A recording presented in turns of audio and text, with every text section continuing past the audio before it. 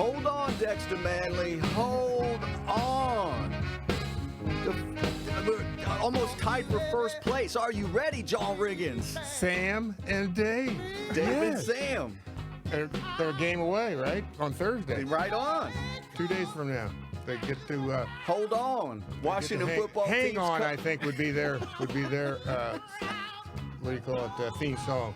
Yeah, I'm ready to go. By the way, we're going to start out the show today. I'm a little peaked, I think is the right word. P-I-Q-U. Yeah, I got to call Fred Smith. You know who Fred Smith is? Chairman FedEx. Yeah, the guy that invented FedEx is Fred, who I know, although Fred may not want to take my call. I've got a package that, I'm leaving supposedly on Saturday, and I think I've moved it to Sunday now. When I told my wife last night, Saturday, it was like 2 hours of doom and gloom. So I'm going, okay, honey, I think I'll leave on Sunday. Now, if it gets worse, I'll just go back. I'm leaving Friday. The alleged Kansas hunting trip. Yeah. But so I ordered this fire pit that would work great out there because the prairie right now is all dried up. So, if you have a fire ring, this is no guarantee, but it'll help, help me from having to, burn myself out on my first night at Let me tell you something. This may be a record of how fast you lost Dexter. You had fire ring, prairie. Fire ring where, you put your fire inside, you got rocks around it or whatever, that type. You see them, if you go to a campsite, they got fire rings or whatever. I was a Boy Scout. I believe that. No, I don't. But you was a Boy Scout of a different nature because you was a Boy Scout from the hood. So you got No, a whole I was different a set of Boy skills. Scout. You seriously? I was a Boy Scout and a Cub Scout. No kidding. I was a Cub Scout and a Boy Scout. Now you got me going. Okay, how high did you get in Cub Scouts? What was your highest rank? Well, I tell you what, John, we went on our first trip, and it was outdoors, the mosquitoes, and after that, I don't think I took any more trips. Yeah, but you stayed in Cub Scouts or you dropped I stayed out? in Cub Scouts. Yeah, but you had to work on stuff, Yeah, like, you build fires and all this kind of stuff. Yeah, I did a few. great. Would you have to earn badges? Yeah, you earned back. I forgot my troop number. No, well, but there was like 3 different phases of being a Cub Scout. Weeblo? No, now you're getting into Boy Scouts. Yeah. I wasn't Well, you're a member. Cub They wouldn't Scout. have me. I think now, I can't remember if Weeblos was, maybe it was. Weeblos was the top honor in Cub Scouts. I think that might be right, because Eagle is the top honor That's right. For a Boy Scout. in Boy Scouts. The Boy Scouts. But it went Wolf. You got your Wolf. Was a little badge they'd put on your little blue shirt that you had. Then you got Bear, and then you got Lion. I was a crossing guard, too, in elementary school. And I never made it. I never made the crossing guard. I always had a thing for crossing guards. We had one that was nothing but a snitch.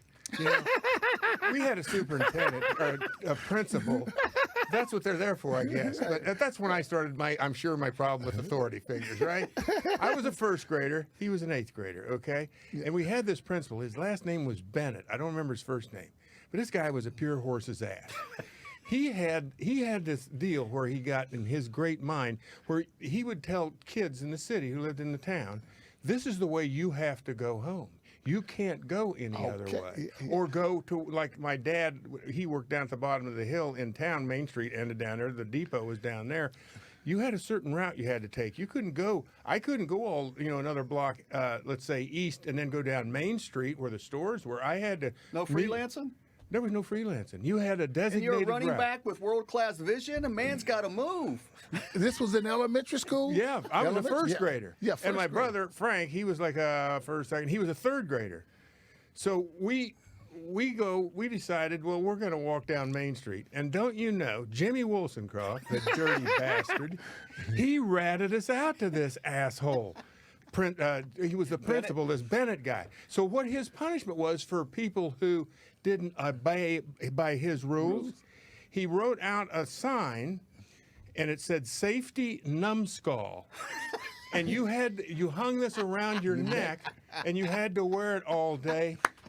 Did you wear it? Yes. What else did I get as a first grader? And you know what? I didn't. You see how that printed? He can recall the names, I know the these dirty signs, bastards, and yeah. now he got And his who mind read it right. down? It got his mind right. Well, now I'm peaked about something else. Now you got me angry about this all over again. I never did get this settled.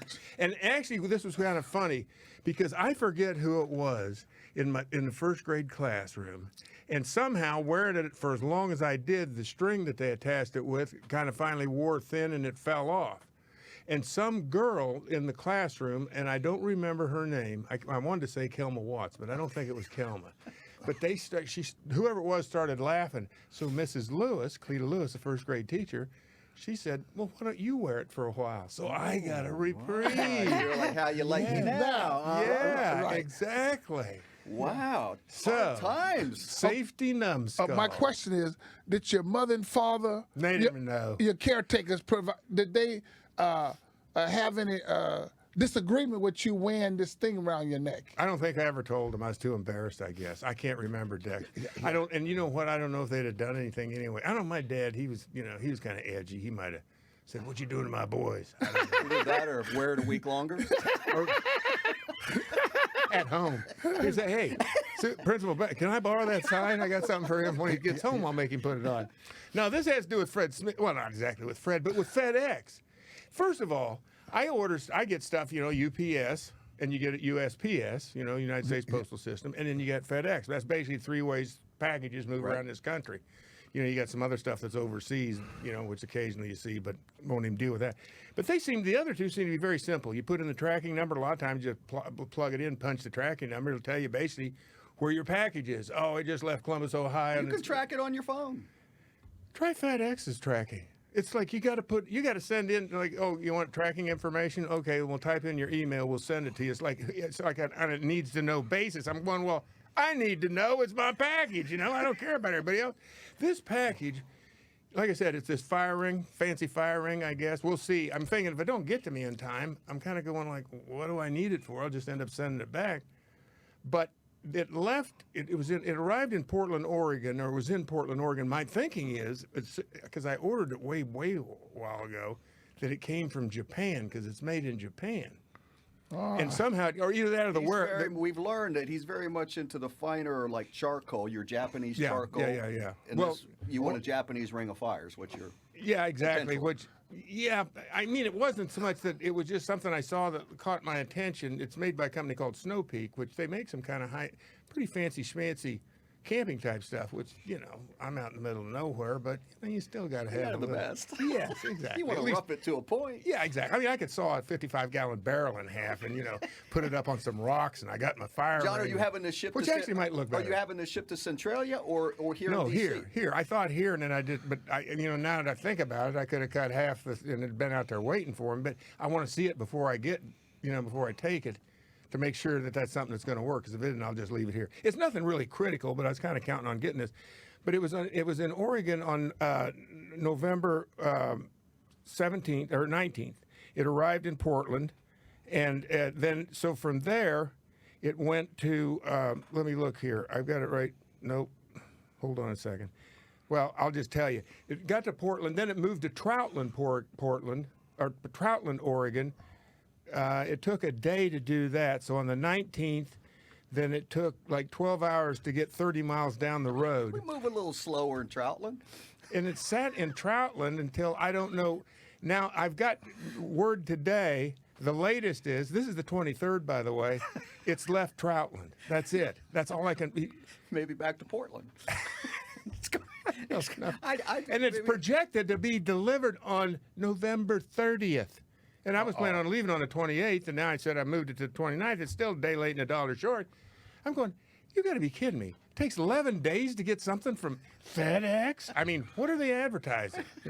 Obviously, they won't be they won't be advertising on the John Riggins show. They haven't ponied up yet. But no. Well, maybe. But they will. They will. Maybe they need to go to the woodshed with a big guy. Don't make us go to UPS. Yeah, I mean, don't make us. I'm telling you that's just kind of the way it's shaping up. So that kind of got me a little bit, you got to be kidding me. Is this necessary to take to the farm? No, it isn't critical that I have it, but it's something I just now, like Dexter to have. said to the farm. Is this a farm? Well, yeah, well, that's it's his farm. Yeah, no, I know it's acreage, but it is technically a farm. I know you had a ton of acreage, but it's not a ton. It's 160 acres. I'm telling you get it with people with real farm. Right. Well, I'm just saying. Look at me. When I was doing the John Riggins show, I went up to South Dakota on a pheasant hunt. You're talking about guys up there. It's got, yeah, he's got 20,000 acres, and this guy, he's got 40,000 acres. And it's like, well, that's a lifestyle, and that's a rich dude.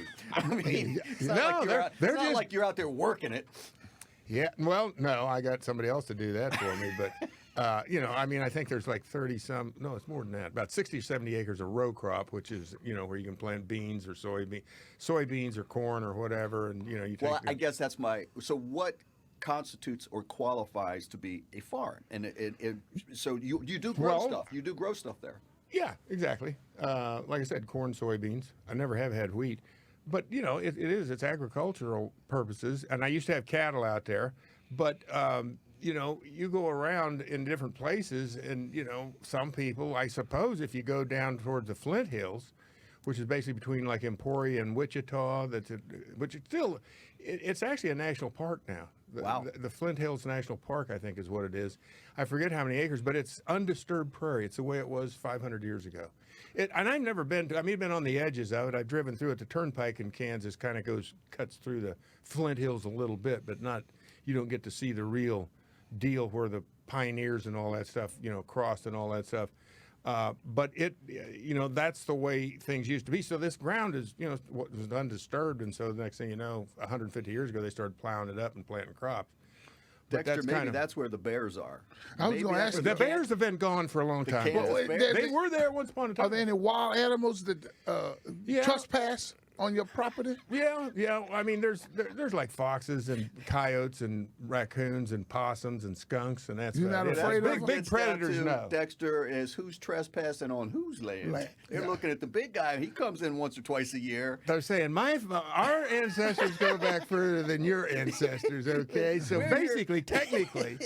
But then, you know, I go with, you know, the rule that, okay, let's see your firepower. You got some firepower?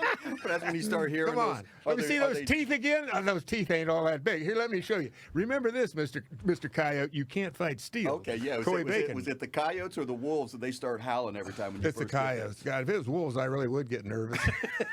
I mean, the coyotes make me nervous enough. But, yeah, so anyway, this deal, I hope it gets here in time. But if it doesn't, like I said, all is not lost. I'll be fine.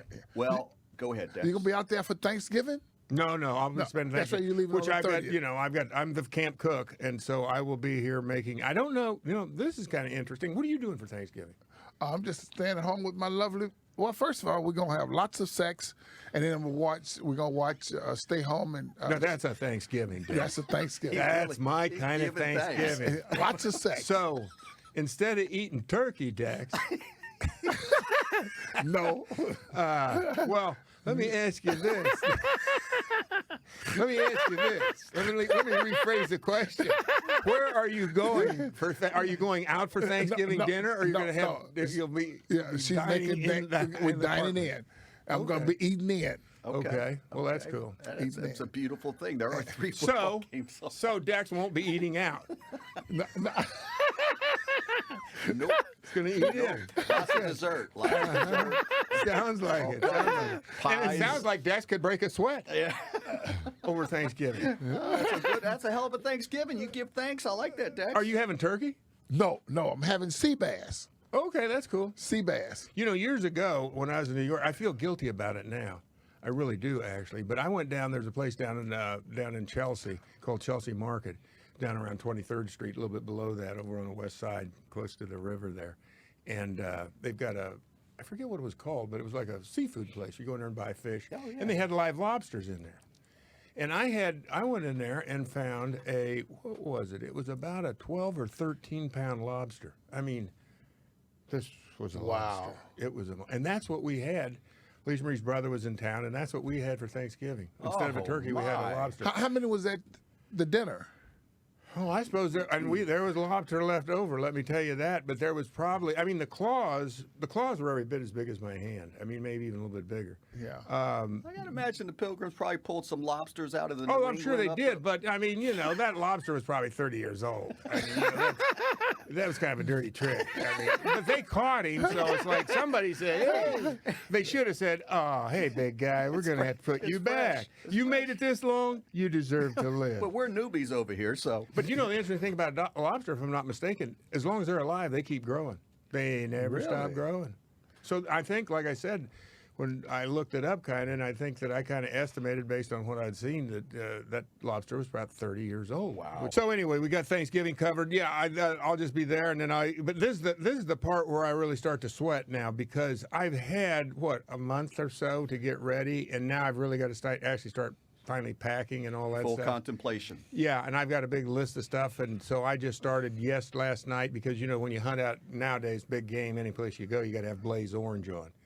And so last night, and usually like in the morning and the evening, I take a backpack with me, because it's kind of weird, but when you're hunting like that, the last thing you want to do, because the weather will be cold, and it depends on the temperature, and you never know what you're going to get. Hell, it could be 55 degrees. It could be a day like today, which obviously you wouldn't need a lot of warm clothes. But in the morning, as a rule, before the sun comes up, it's pretty chilly. So if it's around 25, 30 degrees in the morning, you got to have, if you're going to be just sitting still, you can't probably appreciate this, but you sit still, you'd be surprised how cold you can get and how quickly you can get cold. So the idea is I stuff a bunch. I used to take this little, kind of like a little, not really a full backpack. I mean, the backpack I take now is like a camping backpack, or a back where you would go into the woods for 2 weeks. You need to have all kinds of stuff in it. But by the time you stuff a goose down parka in it, and sweaters and all this stuff, you need that much space. Before, like I said, I had like almost a knapsack. And you realize that you have to take that with you, because the last thing you want to do is like, okay, I'll just put it on and leave here from camp. Well, you get there, and guess what's happening? You're sweating like you're going to the electric chair. Exactly. And once you start sweating when it's cold, you're done. You can't really recover from that, because obviously the body sweats because it's trying to cool off. And when you cool off, when that sweat starts to evaporate, it's starting to take heat away from your skin. You're getting cold quick. That's why when you drop in water, and it's certain that the water just sucks the heat out of you, and people die from hypothermia. So that's why I pack everything like that, and you got to put it on. And and then when you get there, if you're fortunate and you did it right, then you're not sweating, you're fine. And in a little bit, you'll start to get a chill, and you put a layer of clothes on, and you keep going until you're out of clothes. And now my next question is, yes, sir. I want to know a feeling. How does your wife feel about you going out here alone by yourself? I'll tell you what, I don't think that's good. I don't think she's Well, that's really... perfect, Dexter, because this is where he's putting his final push to get you to join him on the trip. Yeah, to make her feel better. I don't think so. It'd make her feel a lot better. Come on, Dex. We'll have to run down. We can run over to REI as soon as the show's over, get you a sleeping bag. Yes. And get you a goose down parka and all that. What kind of revolver you going to have? Machine gun? No, a machine Dex, gun? No, Dex. I got a 45? I got nothing like that. Come on. No. It's just a single bolt shot. I mean, a single action. No. Now I'm getting into revolvers. You got me in revolvers.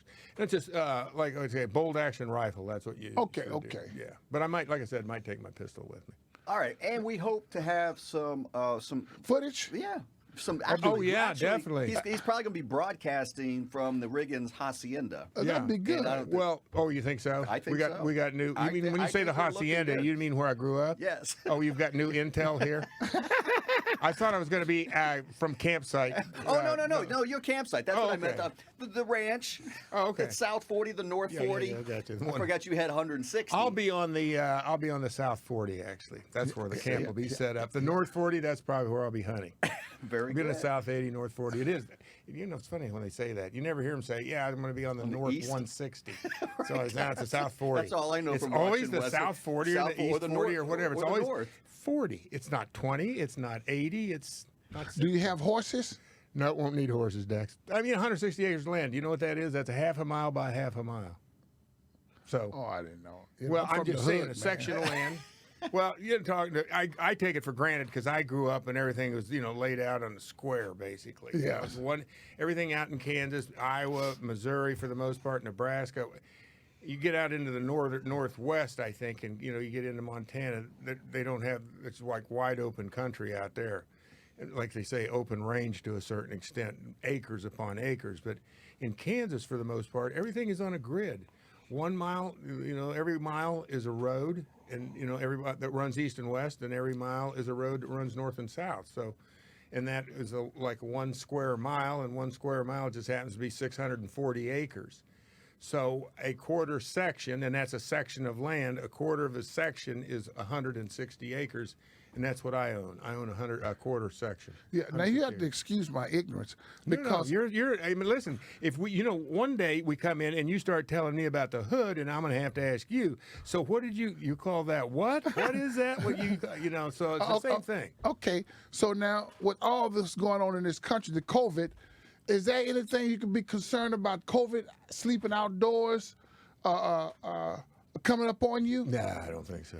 Not unless those deers are carriers or something like that, the coyotes. But no, I actually, when it comes down to COVID, yeah, unless my brother's a carrier. Although, the Midwest, they've spiked out there a little bit. So I'm a little concerned about it. But if I get everything, buttoned down the way it should be, technically, and I could actually have Billy just, my brother say just all the stuff that I got there in the house, the tent and the sleeping mattress and some of the pots and pans and a lantern and all that, just set it out on the front porch. I'll grab it and I can go out and I could actually do that, pick that up in my mind anyway, go to the campsite, stay there for as long as I need to, and then drop the stuff back off at the house that I want to leave there and come back here and basically not really have to see anybody. I mean, I'm figuring this on the way out. You go to to get gas. Right. It's a pay. You just pay and get your gas and jump back. And I'll have my own. Then I'll take a little cooler with me, set it in the driver's or the passenger side. So I'll have water, maybe grab a sandwich, and and I'm figuring instead of using the facilities in the where the rest gas station. That I'll just pull off the exit and, pull up, on any exit that you might find and go down onto the entrance ramp and jump out, take a pee, jump back in the car and take off. So I won't have to thought about this. Where are you going to take a poop? Well, I shouldn't have to have a bowel movement, Dex, if all things go well. And I'll eat a lot of cheese before I leave, so I'll basically... He's going to fast after Thanksgiving. I'll be impacted, so I'm not planning on that. I mean, worst case scenario, I guess I could pull off on some country road, jump a fence, but I'll have my TP with me, my toilet paper. Oh, toilet paper. Toilet paper. I'll have TP. So I mean, I'll be all right. I have a shovel. I can dig a little hole. How long have you been doing this? For about 50, 60 years. Yeah, wow. I didn't start when I was.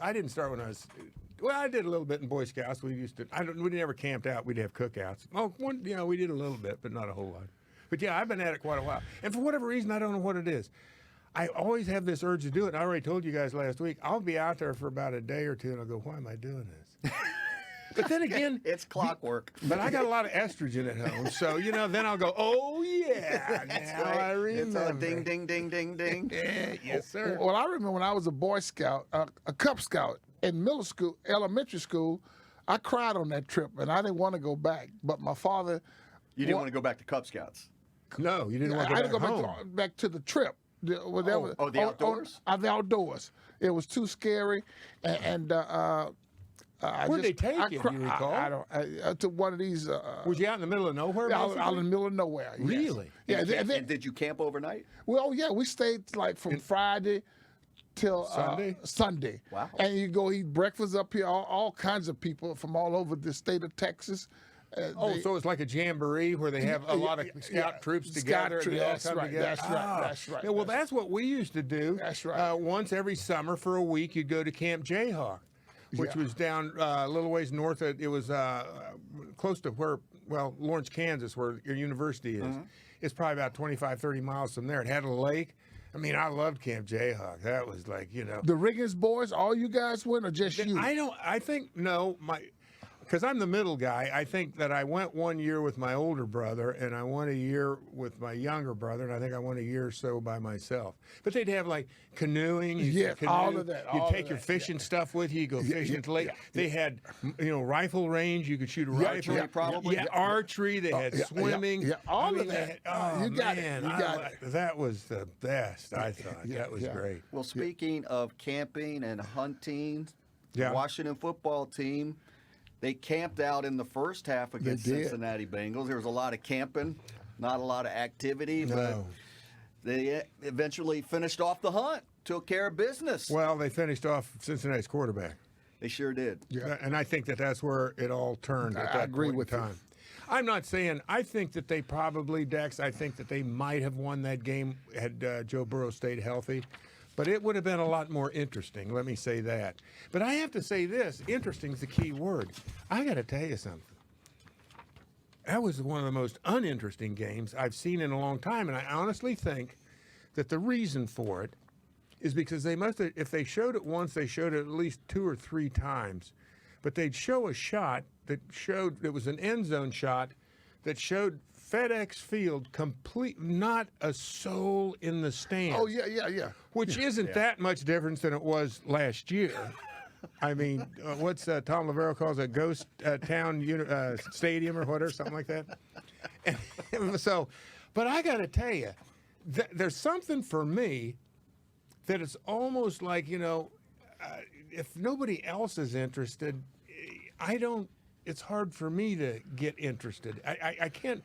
It looks so strange to see these 2 teams down there, almost like they're recording something or going through, because to me, obviously, if you're a fan and you stay at home and watch it on television, football is theater. Yes. And that's completely different. It is theater because it's done in front of a live audience. So now, I guess, then you're watching it on film, so to speak, right? Because you're watching it on television. And so the crowd is part of the theater, and when you take them out of it, and maybe it's because you're watching 2 teams that are not very good, but it just seems like there's not a whole lot of interest. I mean, that I could generate a lot of interest. I was struggling to stay awake. I mean that honestly, for whatever reason. And I will say this is another point I would bring up, which tells you a little something about Washington, which is good and which is not good, perhaps. I don't know. Take your pick. But I would be willing to say that if those 2 teams at halftime would have switched quarterbacks, let's just say that could be done, that for whatever reason they were like speaking the same language, that I think that the team that Joe Burrow was playing on would have. I think that he would have been playing on a team that had more talent than the Cincinnati Bengals. And I think that, an offensive talent. And I think that the difference, and this is where I'm going with this, is that Alex Smith is Alex Smith. And, it seems like I'm railing against this great comeback story. And it's fine. It's a great story. But for people to think that somehow this guy's the future, I just got. But he's getting better, John. He's getting better. Week after week, he's getting better. Health-wise or play-wise? Play-wise. Well, yeah, I guess you got to give him that. But my point is though, to watch this Burrows kid play, and he's limited with the talent around him. Yes. And he's playing circles around a guy that's been in the league for 15 years. And I don't think you can refute that, but then maybe not. I mean, he was setting records for a rookie quarterback. I mean, he was setting some extraordinary records. Most 300-yard passing He had game. 4,000 yards, I think, before yesterday's game. Yeah. It's like, just a little pass. I mean, 4,000 yards, that's a hell of a season for 16 games. Already has 5 300-yard games as a rookie. He also was tied for taking the most hits by a rookie quarterback in history. He's taken the most hits? Taken the most hits. He was tied with Daniel Jones from last year. Up through 9 or 10 games, he had taken the most hits, and then unfortunately, he gets that devastating injury. He's not going to last long. But that was just a freak deal. The quarterback.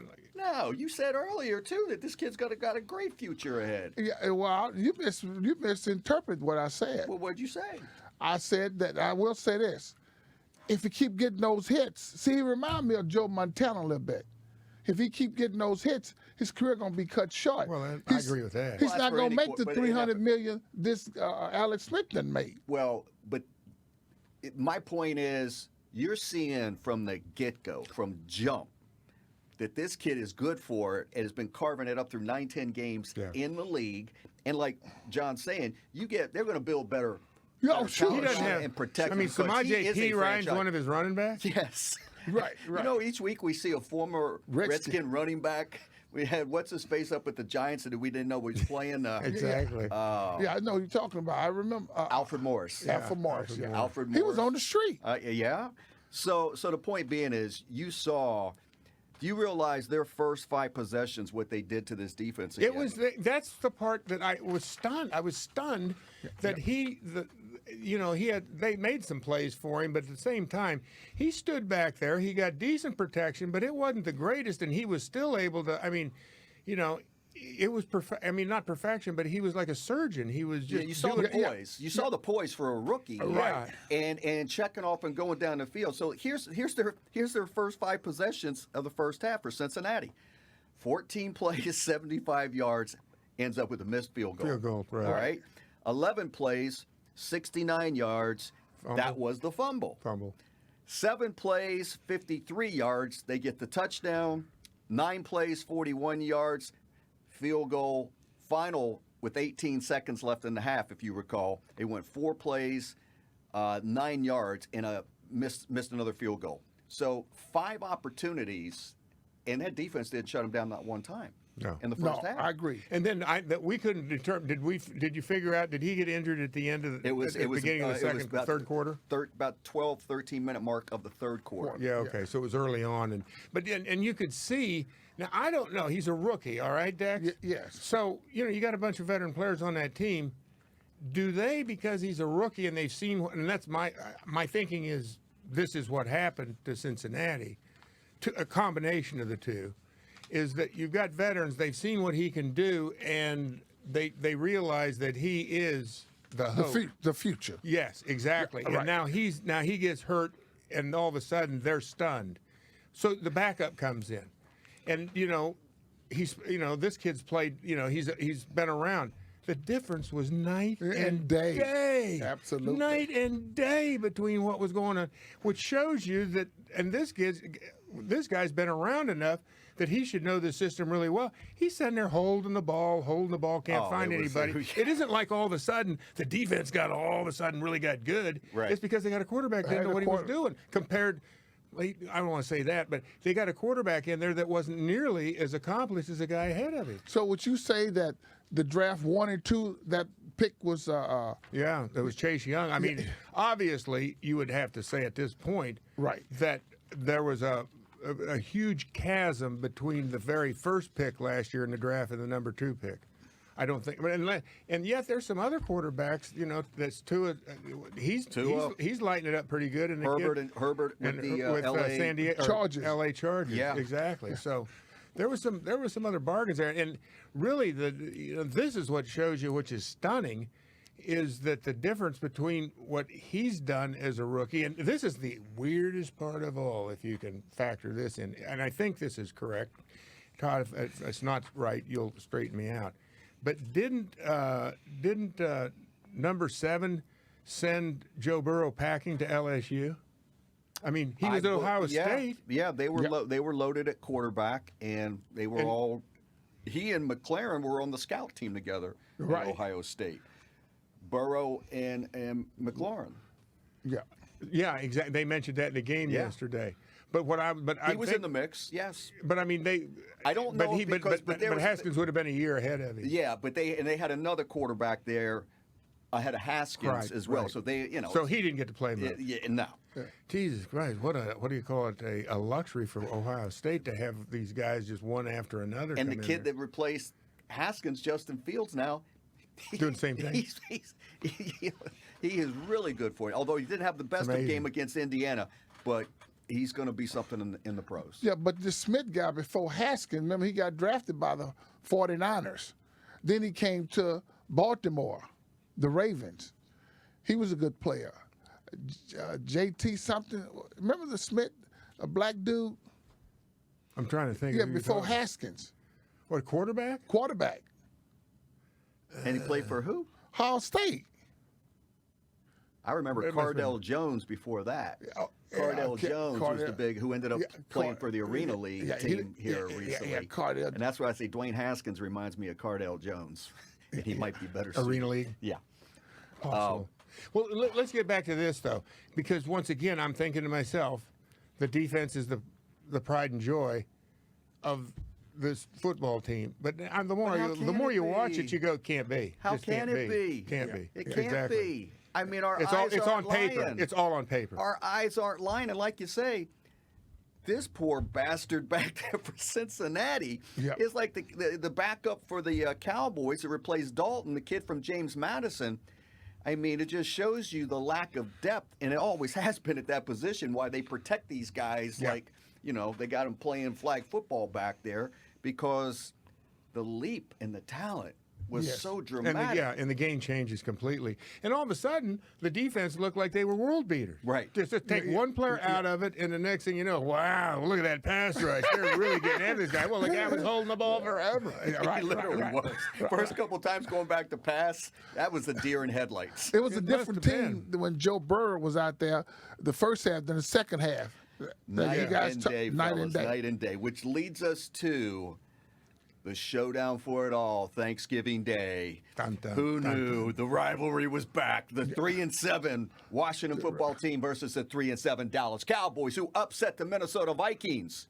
They beat Minnesota yesterday? They beat Minnesota yesterday. Where was that game played? It was in Minnesota. In Minnesota, and they came back and beat them out in the final 2 minutes. Is that right? Yeah, Dalton came back. I guess he missed 2 games for concussion and then 1 game for COVID. So Dalton is back. And hey, what is Kirk Cousins?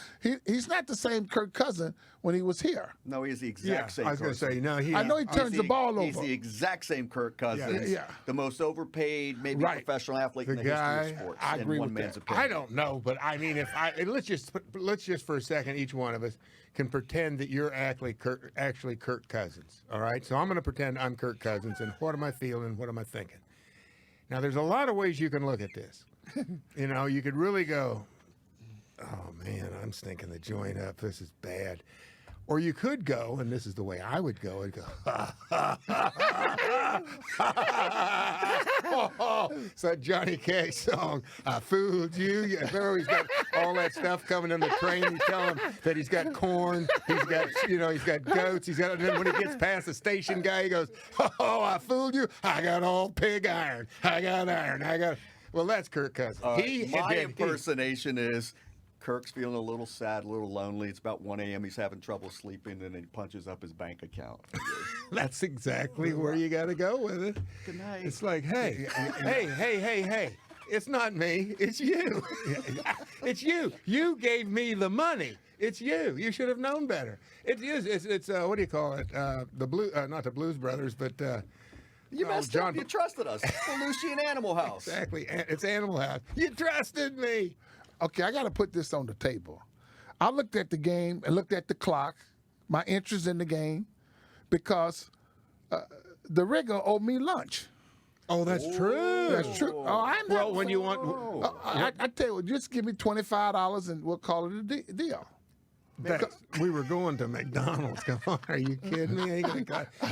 Okay, I'll give you $25. Dexter, you haven't heard they've got the new Chilean sea bass at McDonald's. Yeah, exactly. And they do a really nice job with it, I can tell you that. Well, guys. Well, which one you rather do? Lunch is just $25.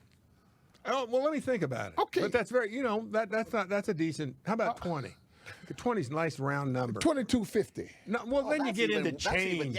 Then you get into change. A $20 bill, a nice. Okay, I'll take a $20 bill. Okay. All right. If I got one in my pocket, I'm going to give it to you after the show. Let's do it on the show. I'll tell you what. Huh? We're gonna. I want the show to see that I paid off. You paid off. That's right. All right, I'm going to look because I think all I got is ones here. Well, doesn't look very impressive. Well, the big guy searches through the cash. Okay. Oh, there's a 10. Who carries cash anymore? Well, that's the point. I got 12, 13, 14. Just give me that. 15, just give me that. Give me that.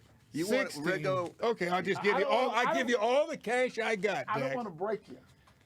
You are going to break. Okay, I'll keep $1. How's that? Okay.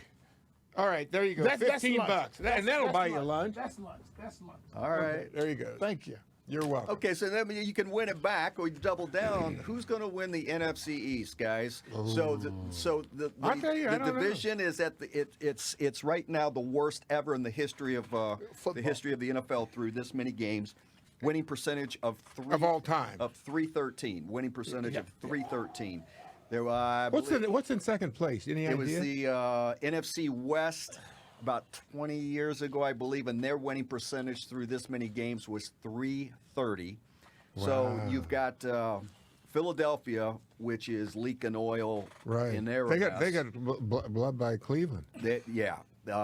So then you've got Washington and Dallas at 3-7, and New York Giants. They had a bye week, and we've been talking about them. So they play Cincinnati this week. Can you talk about getting Cincinnati at the right time with that guy at quarterback? With a week off. With a week off.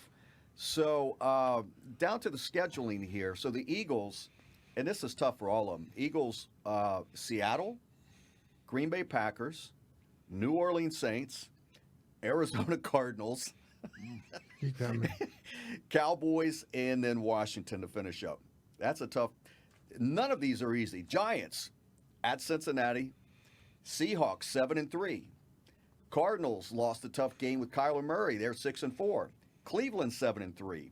Ravens 6-4, and they finish up against Dallas. Washington, Cowboys Thursdays, Steelers 10-0. Right.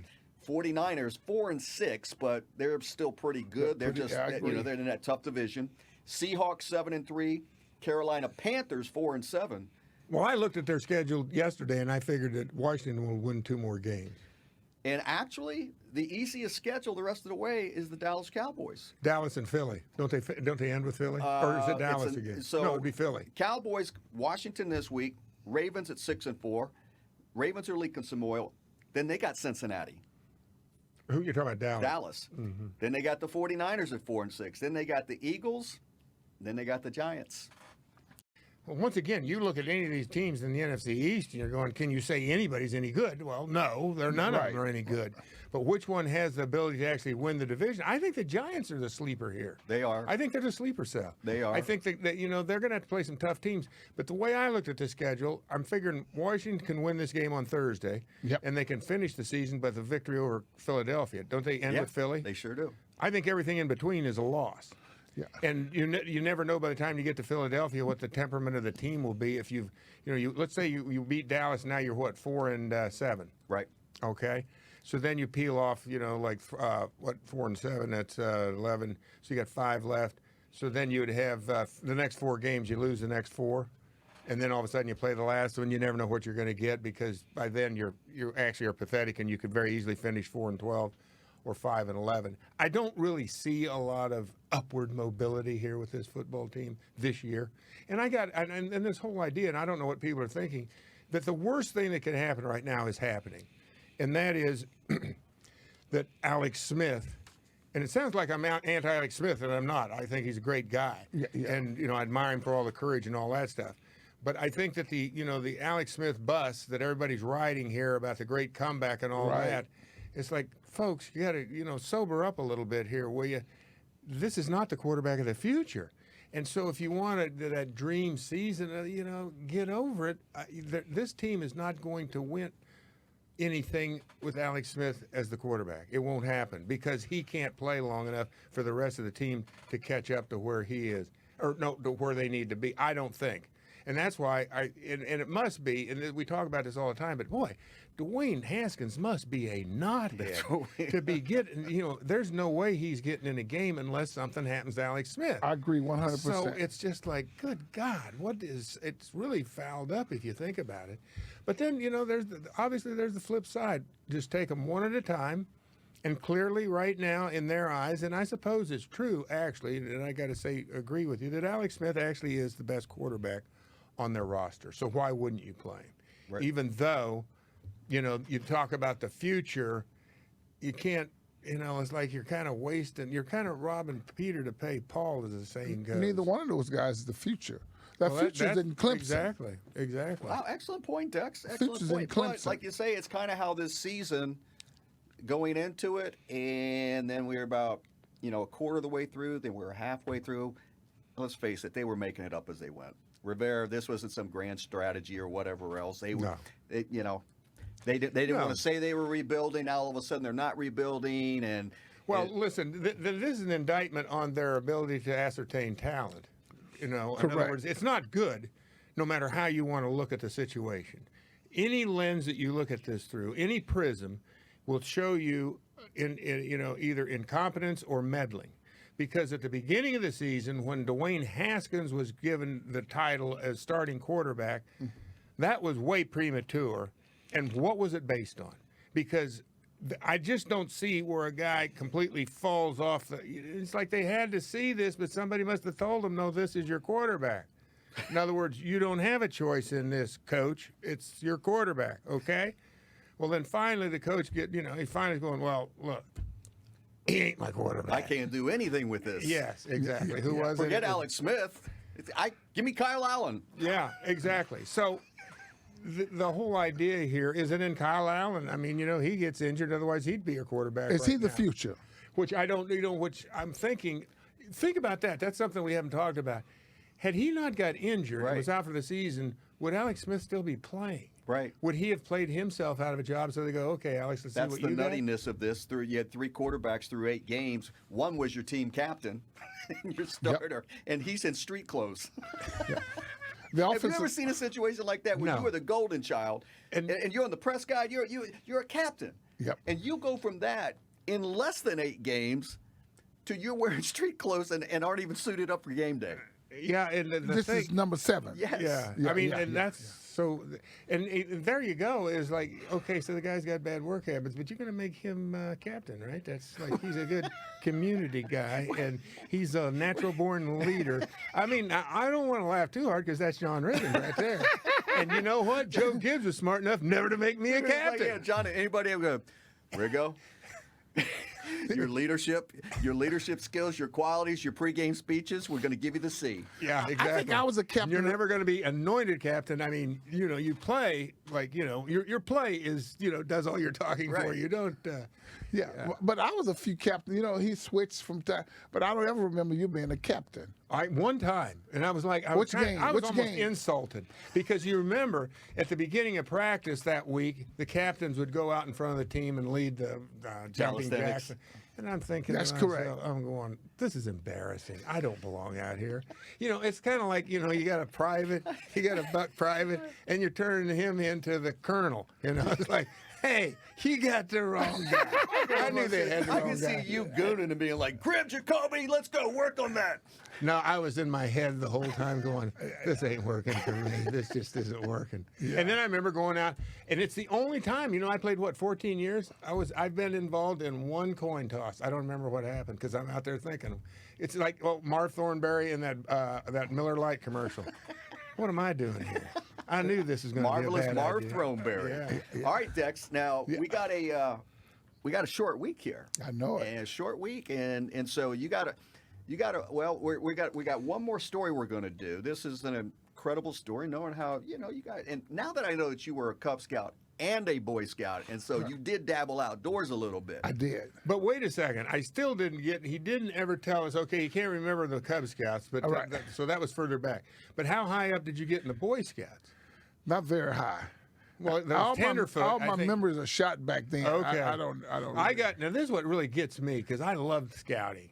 And Jim Dobkins was our scoutmaster, and I love Jim Dobkins. Huh? How is that something? How you remember the guy's name? Nah, don't ask me. It's a gift, Dex. And a curse. Because then I can remember all those bastards that screwed me around. And I can't get past it. At the numbskull sign. Yeah. But Jim Dobkins, he was an old World War II vet. He had lost his finger, and he lost an eye in the war. And, it was one of those guys that I just gravitated to. He told the best stories. Now, some of them were fabricated a little bit. I mean, remember the time he told us about how the Turks, how they quenched their steel when they were making swords? They quenched it by running it through somebody. Well, you know that's not true. That ain't the way you quench. I hope it's not. Well, I mean, hey, we're talking about the 1500s, okay? So who cares? But anyway, he told great stories. Obviously, if somebody's telling you a story like that, you're just sitting, or if you're John Riggins, you're just sucked into that. Now, the reason I'm telling you all this, my brother Frank, I believe, because I think you get it's a tenderfoot. Tenderfoot is a Cub Scout. I can't remember. You get first class Scout, and then you move up to, is it Star? I think Star comes next, and then there's like Life, and then Eagle, and I think I'm forgetting one in there. But my older brother Frank, who all he joined scouting for was because on Thursday night we'd have the scout meeting, and then we'd go upstairs in the gym and play basketball. You could shoot baskets, and that's all Frank was in it for, because he just wanted to go shoot baskets. He was a hell of an athlete, a hell of a basketball player. And I would have sat down there, and I'd be saying, hey, Jim, what about the time? And he'd be, my brother Frank, going, shut up. I want to go shoot hoops. Yes, because Jim Dobson take forever telling these stories, and I'd be sitting there. My brother used to get so mad at me, go, why'd you ask him all those questions? because we took all the time out we had up there to shoot baskets. Well, you know, now they have the Boy Scouts. They have Girl Scouts join the Boy Scouts. What's your thoughts about that? It was just too late in life for that one, but I'm telling you, that might have been interesting. No, especially on those. Frank would still have you guys going to shoot hoops, man. Yeah, he probably. Well, no, that changed pretty quickly. If there'd have been a co-ed scouting, Frank might have been so anxious to go shoot He's hoops. puncturing the basketball. He'd been shooting a different kind of hoop. Yeah, he'd have signed up for that one. All right, guys. Now, what you see in here, coming out of that body of water down in Florida, yes, that is an alligator with that man's puppy in the alligator's mouth. Yeah. Damn. And you see him come He's up. fighting. Look at He's that. out walking his dog. He's out walking his dog. And And he's still smoking a cigar. that's dude. the best part of it, John. That's my guy. Doesn't take his cigar out of his mouth. And I'll be damned. so that's a 3-month-old Cavalier King Charles Spaniel who was out for a little walk, and then Whoa. and get this. And it was pup- din time for the gator. The puppy's dog is named Gunner. Gunner. And so, that dude's like, hey, wait a second. You got my dog? Now this is what's weird. And this probably is the way it works in the animal world. I got to believe when animals attack something, they're angry. Because right now watching that, I'm angry at that alligator. Shouldn't be. I mean, but I'm thinking if that was my dog, I would be that alligator.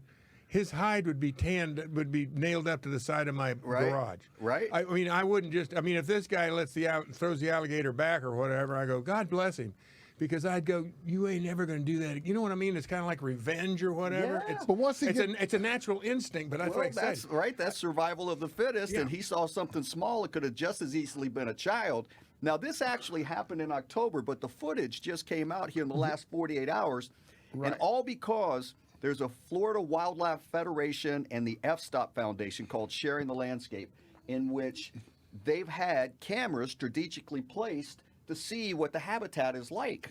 And so when they were reviewing the footage from October, they see this story and they see this guy, and then they go and track him down. He goes, yeah, I was out for a walk. Now, luckily, his 3-month-old dog is fine, had a couple of puncture wounds, is doing fine. He... as he said, I never thought an alligator could be that fast. It was so quick. He had to get a tetanus shot. But, pretty amazing stuff. I mean, the only thing comes to your mind, if that gator is about another foot longer, then he's got to be thinking, Gunner. This is Gunner. not a happy ending. Yes. You don't know if there's any more alligators in that. Well, in that the mama's around there somewhere. But Homie that takes a lot of Homie nerve. didn't even lose his cigar. No, he didn't. That's my guy right there. Well, the whole thing is that he was focused. He wasn't like like I'm getting this gator. He was like, you said, John, he's pissed. He goes, nah. Well, that's your natural reaction. I mean, years ago we had a perp in our apartment, and I actually got the guy. He came down. It's a long story. I don't have time to tell it, but I know, like a friend of mine told me. He said, "Food runs." He comes out of the elevator, and I was holding the fire escape closed, so because he tried to get out of that and wouldn't let him out. And he glanced over and he saw me, and he took off for the front door. And he hit the wrong side of the door, and he bounced back, and I was on him. And I can't remember, but it seems to me like I was pretty angry about the whole deal. You know what I mean? Because that they say fight or flight. Yeah, It's like in your something, personal space, right? Yeah, well, right. And you don't know where you are on that until it actually happens.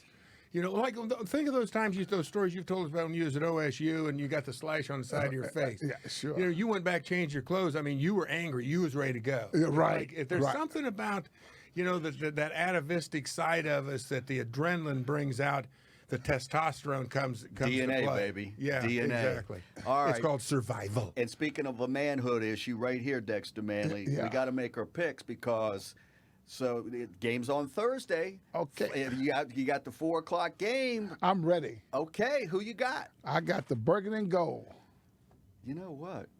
I don't even know the line. No, that's okay. It doesn't matter. It you know probably what? could be a pick 'em. I'm going to guess. I don't know. I swear to God, this is like stupid. I'm going to take Dallas. I'm going to take Dallas. I'll tell you why. Because Andy Dalton is an experienced quarterback. He's every bit as experienced as Alex Smith. In the defense, although, Dex, I think you'll end up. I'm not going to bet this time, though. I'm not going to double We'll down. bet $14, what you paid me. Was it 14? I was thinking it was 15. It was 15. No, he took $1 back. I can That's count right. now. I did take $1 back. It was 15 total. I thought it was 16 I had. But anyway, it's in your pocket now. We'll never know. It's been commingled with your cash. So, but I just got this feeling that, no matter who I pick, the other team's going to win. So I am going to take Dallas. But at the same time, I'm so unimpressed with Washington's defense for as much as it was ballyhooed and all these statistics. It's like, I don't know. And what's his name? Is Elliott still playing? Yeah, he had over 100 yards. Well, there you go. Elliott, they ran the ball. If this guy can run the football, I'm telling you, Washington's going to have its work cut out. They gained over 100 yards. He played well against Minnesota. CeeDee Lamb is lighting it up for them as well, and with Dalton back, and he's getting better in the system. And like I said, this will be a good test in some ways because I think it'll be Alex Smith's game to win. It's going to have to be him. Anyway, Riggo out.